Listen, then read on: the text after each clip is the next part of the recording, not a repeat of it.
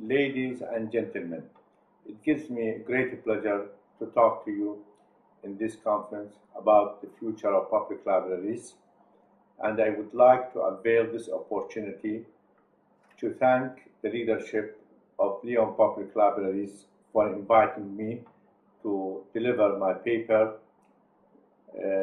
about information institutions in modern Iraq. I also would like to avail this opportunity to congratulate the leadership and the staff of Lyon Public Library in the 40th anniversary of this outstanding library. And I'm really terribly sorry for not being able to come in person for other commitment in the American University in the Emirates, where I work as the head of a department and the professor of library and information science. My paper is going to be about the history of Iraq through its libraries. To sum up the paper, as everybody knows, the first library in the world was established in Nineveh in Iraq, and it is called the Ashurbanipal Library. And Iraq, the present Iraq, which is known also as the cradle of civilizations, has had in its history many civilizations: the Babylonian, Assyrian, Sumerian, and later on the Abbasid dynasty. All were in Iraq and what in the area which is known as Mesopotamia. And also the major library during the 9th century was established by the Caliph al-Ma'mun, which was called the House of Wisdom, Beit al-Hikmah. And it was not only a library, it was an academy, and people from all over the world, at least the known world at that time, used to come to this place or to these academic institutions and study.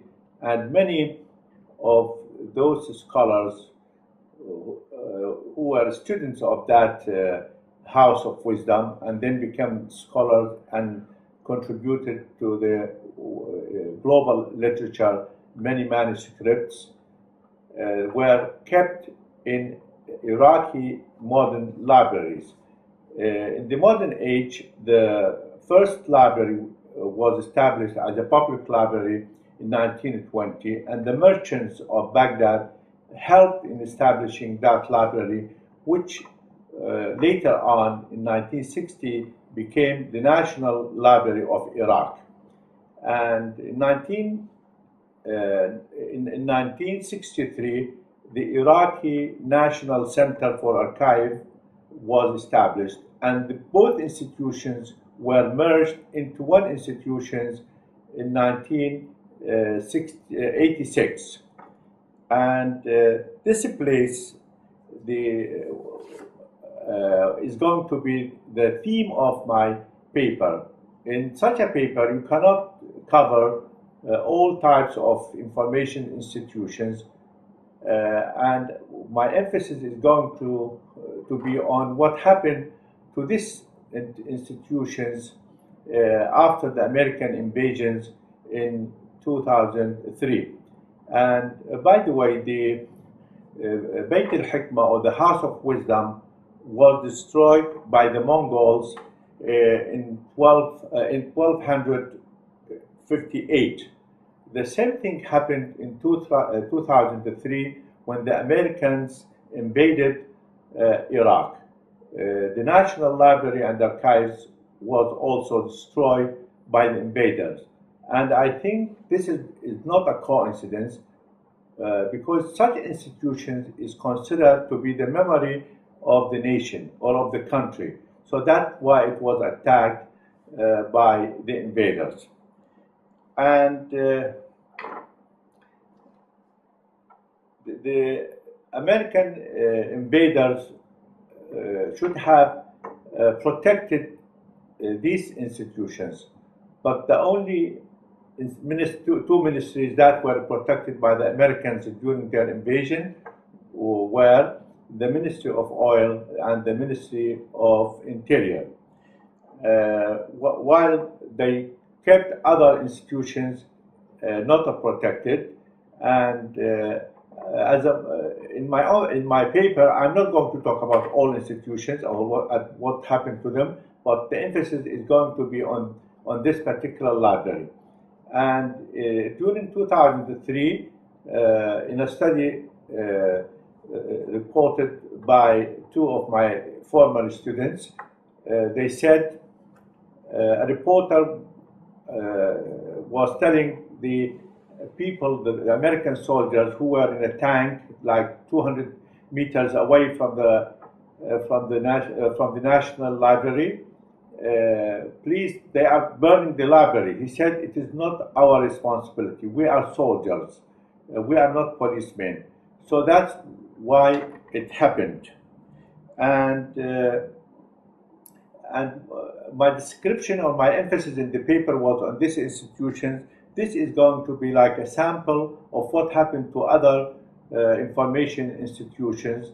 And fortunately, the media and satellites and the newspapers and the news agencies covered what happened to the Iraqi information institutions. If somebody goes to Google, and he will see what all the articles, all the films, all the videos that were taken at that time. But in this study, the emphasis is going to be to the National Library and Archives. The library was attacked twice by the gangs and looters, and the burning went on the 10th. And the second burning took place in the 14th of April 2003. Maybe one will ask why it was attacked twice. In the second attempt, they were trying to complete the unfinished job that they did on the 10th. This is the black part of the story. The shining part, that there are other decent Iraqi citizens whose efforts were really documented by many writers, and for the good job they did. They were ready to sacrifice their lives to protect the Iraqi documents and manuscripts. And while the fire was going on, they were inside the stores collecting books that they could collect, and took them to a safe place. And after the first fire, they came and built a wall to protect the unburned documents, and that saved a lot of the collection of that library.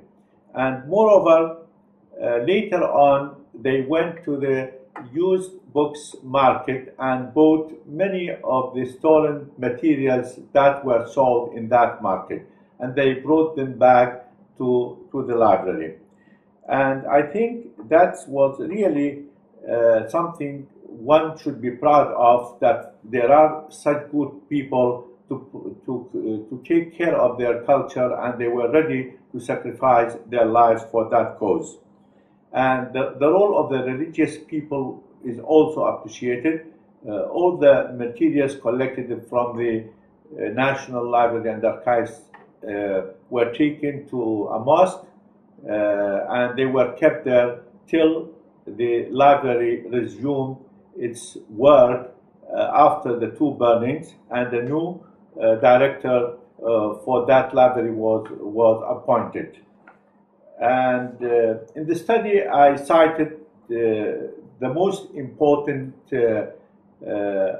reports and articles and studies that were written about the topics, mainly like Nabil Tikriti, who was the first person to write about these things.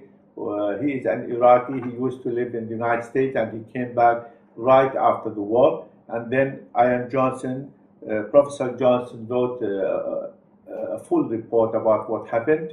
And then the team of the Library of the Congress and the State Department, they also write a very good study documenting what happened to the National Library and the other information institutions in Iraq. And also the Jeff Spur from Harvard University, this is also one of the best studies written in this area. I reviewed these studies and wrote about them and made them available, I mean, with full bibliographic information to those who are interested in getting copies of these studies. During the invasions, and as far as libraries are concerned, the international organizations like EFLA, UNESCO, ICA, International Council on Archives, and other institutions or organizations played a very good role in criticizing the Americans for what they did to the Iraqi information institutions. And in this study also, I talked about the assistance project of such organizations and other national institutions, whether Americans or European, which try to help the National Library and other information institutions in Iraq. And I divided those studies of those projects into two categories. The first category included the successful projects, and in this regard, I may cite the National Library and Archives as a good example of a successful project. Since his appointment as the Director General of this library, Dr. Saad Bashir Iskandar and his staff, they really did a very good job in rehabilitating the National Library. And now the National Library is, according to the reports that I received from the National Library in Iraq, the report of 2011 showed great projects and success in rebuilding the library, in rehabilitating the library, and they used the most modern information technologies in providing services to the Iraqis. And this really a very big contribution in this regard.